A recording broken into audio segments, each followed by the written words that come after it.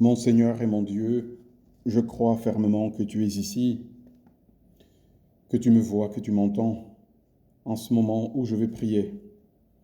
Je te demande le pardon de mes péchés et la grâce de bien faire ce moment de prière et avec profit pour mon âme.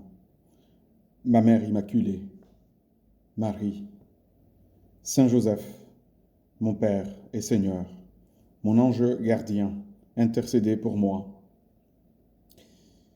Parfois, Seigneur, je me suis demandé, toi aussi peut-être, tu t'es demandé, comment bien des contemporains de Jésus, notre Seigneur, le Fils de Dieu, ont pu passer à côté de la plaque alors qu'ils l'avaient devant leurs yeux. Ils ont assisté à ses miracles. Ils ont écouté sa doctrine sublime. Mais ils n'ont pas pu le reconnaître à sa juste mesure. Pour de nombreuses personnes d'alors, ces miracles peut-être, ou d'autres choses extraordinaires comme sa doctrine, son enseignement original exceptionnel, ils ont pu l'attribuer peut-être à un peu de talent. Mais somme toute, ils ont vu en lui comme un homme ordinaire, plutôt que de voir en lui Dieu, le Fils de Dieu qui s'est fait homme. Alors, ces hommes et ces femmes sont passés à côté. Ils sont, Seigneur, passés à côté de ta présence au milieu de nous, de cette visite extraordinaire que tu nous as rendue et qui est comme le point de départ d'une nouvelle vie des hommes dans le monde. Le Seigneur lui-même, en constatant cela, c'est-à-dire le fait que beaucoup n'ont pas su le reconnaître comme Messie, comme l'envoyé de Dieu dans le monde, le Seigneur lui-même s'en est plaint de manière amère, en particulier sur Jérusalem. C'est de cela que parle l'évangile du jour. En ce temps-là, lorsque Jésus fut près de Jérusalem, voyant la ville, il pleura sur elle en disant, « Ah, si toi aussi, tu avais reconnu en ce jour ce qui donne la paix. Mais maintenant cela est resté caché à tes yeux. Oui, viendront pour toi des jours où tes ennemis construiront des ouvrages de siège contre toi, t'encercleront et te presseront de tous côtés. Ils t'anéantiront, toi et tes enfants qui sont chez toi. Et ils ne laisseront pas chez toi pierre sur pierre, parce que tu n'as pas reconnu le moment où Dieu te visitait. »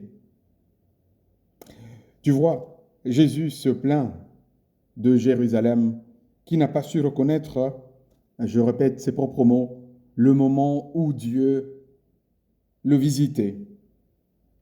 Seigneur, en priant en ce moment en ta présence, nous voulons, nous, que nous sachions te reconnaître quand tu viens, quand tu passes à nos côtés, tu viens nous visiter. Dans un commentaire d'il y a quelques années, à la maison Sainte-Marthe où il habite, le pape François disait en commentant cet évangile qu'il y a 3 moments de la visite de Dieu auprès de nous. Et je le cite, 3 moments de la visite de Dieu, nous dit le pape. Premièrement, pour corriger. Deuxièmement, pour entrer en dialogue avec nous. Et troisièmement, pour se faire inviter dans notre maison. Et le pape poursuivit en disant, quand Dieu veut corriger, il invite à changer de vie. Quand Jésus veut parler avec nous, il nous dit, voici que je me tiens à la porte et que je frappe. Si quelqu'un m'entend, j'entrerai et je dînerai avec lui et lui avec moi. Vous reconnaissez sans doute le texte de l'Apocalypse.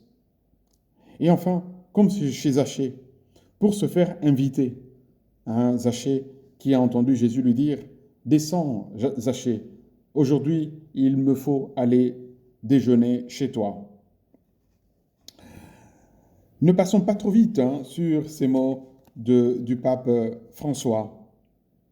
Et revenons à ces 3 moments dont le pape nous parle, où Jésus veut nous visiter régulièrement. Eh bien, quand Dieu veut corriger, il nous visite en nous invitant à changer de vie, nous dit le pape. C'est lorsque notre Seigneur voit que notre vie prend une direction erronée, qui ne mène nulle part. Et il nous dit, mon fils, ma fille, reviens, change de direction. Seigneur, apprends-moi à savoir te découvrir et t'écouter en ces moments-là. Quand tu me retiens, comme quand je veux faire faux pas, tu me retiens et tu me dis, reviens. Passe par ici, là c'est dangereux. Merci Seigneur pour toutes les fois que tu m'as donné la force et le courage de revenir et de me convertir. Peut-être pas dans des choses extraordinaires, mais dans des choses qui pouvaient faire du mal à mon âme et à ma vie en général. Le pape poursuit en disant, Jésus nous visite quand il veut parler avec nous. Et il se réfère à ce passage du livre de l'Apocalypse où le Seigneur dit, voici que je me tiens à la porte et que je frappe. Si quelqu'un entend ma voix et m'ouvre, j'entrerai. Je dînerai avec lui et lui avec moi. C'est lorsque je sens que Dieu veut m'attirer à une vie de prière plus intense ou plus consciente. Seigneur, fais qu'à ce moment-là, quand tu veux m'attirer à une vie de prière plus intense, quand tu veux parler avec moi, quand tu veux avoir fréquemment une conversation avec moi, que je te fasse plus d'espace dans ma vie, que je sois généreux pour te donner un peu plus de mon temps. Mais Seigneur, aide-moi à ne pas faire la sourde oreille ou à temporiser en pensant, oui, une autre occasion se présentera, hein, le Seigneur repassera. Qui sait? Le Seigneur peut ne pas repasser. Dans le troisième type de visite auquel se réfère le pape François, il parle de Jésus qui veut se faire inviter. C'est-à-dire, comme Jésus l'avait fait avec Zachée, qui voulait voir Jésus passer. Qui cherchait à voir Jésus qui passait. Et alors Zachée est monté sur un arbre parce qu'il était de petite taille. La foule l'empêchait. Et alors Zachée, en voyant Jésus, quand son regard se croise avec celui de Jésus, notre Seigneur lui dit, Zachée, descends, il faut aujourd'hui que j'aille déjeuner chez toi. Et il reçut Jésus avec joie. Et ce fut un grand moment de changement dans sa vie. Il eut un après de cette visite du Seigneur dans sa vie. Zachée se convertit complètement. Et Jésus s'en réjouit, de manière ostensible, comme nous pouvons le constater dans l'Évangile. Alors, cette troisième type de visite, je me demandais comment le Seigneur se fait inviter chez nous. Et j'ai pensé que c'est peut-être le cas de ces disciples d'Emmaüs. Ça nous arrive aussi. Les disciples d'Emmaüs parlaient, ils allaient chez eux, le jour de la résurrection précisément. Et alors Jésus est passé à côté d'eux sans se faire reconnaître directement sous d'autres traits. Et ils ont cheminé ensemble pendant qu'il leur expliquait les Écritures. Alors, en arrivant à leur village, Jésus veut passer, il veut continuer. Mais ces deux disciples le retiennent en lui disant, « Reste avec nous, Seigneur, parce qu'il fait nuit. Reste avec nous, Seigneur. » Et alors, Jésus reste avec eux et il se fait reconnaître d'eux. Eh bien, nous aussi, nous devons savoir retenir Jésus quand il passe. Mais normalement, c'est se faire inviter de Jésus, c'est quand il est difficile de le reconnaître. Il nous faut être aux aguets, comme Zachée. Monter sur un arbre, c'est une manière de dire faire un petit effort personnel, être attentif, comme les disciples d'Emmaüs, aux paroles du Seigneur et savoir dire, ça, c'est Jésus, c'est notre Seigneur. L'auteur de l'imitation du Christ prête au Seigneur ces mots. Je continue de visiter mes élus de deux manières, par la tentation et par la consolation. Et pourquoi le Seigneur nous visite par la tentation? C'est parce que par la tentation, celle-ci nous fait faire l'expérience de nos limites et donc du besoin de l'aide de Dieu que nous demandons quand nous nous y trouvons. Par la consolation, parce que Jésus veut que nous connaissions aussi des moments de pause et de répit dans nos efforts pour expérimenter la bonté de Dieu qui nous accompagne.